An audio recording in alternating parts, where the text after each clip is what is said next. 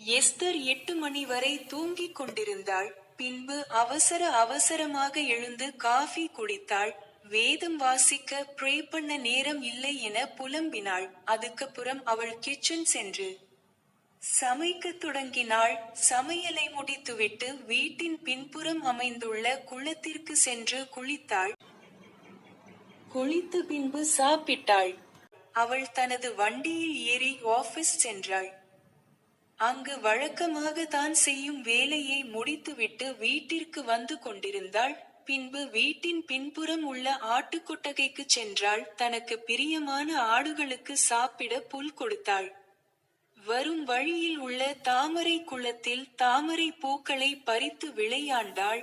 வீட்டின் முன்பக்கத்தில் உள்ள தோட்டத்திற்கு சென்று காய்கறி, பழ செடிகளுக்கு தண்ணீர் பாய்ச்சினாள்.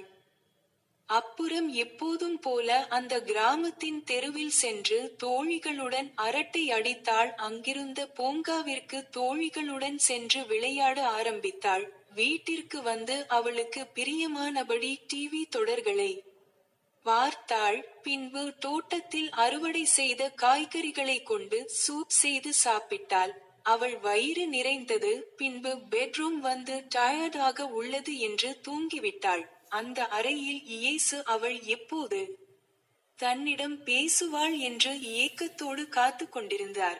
நீ உன் தேவனாகிய கர்த்தரிடத்தில் உன் முழு இருதயத்தோடும் உன் முழு ஆத்துமாவோடும் உன் முழு பலத்தோடும் அன்பு கூறுவாயாக.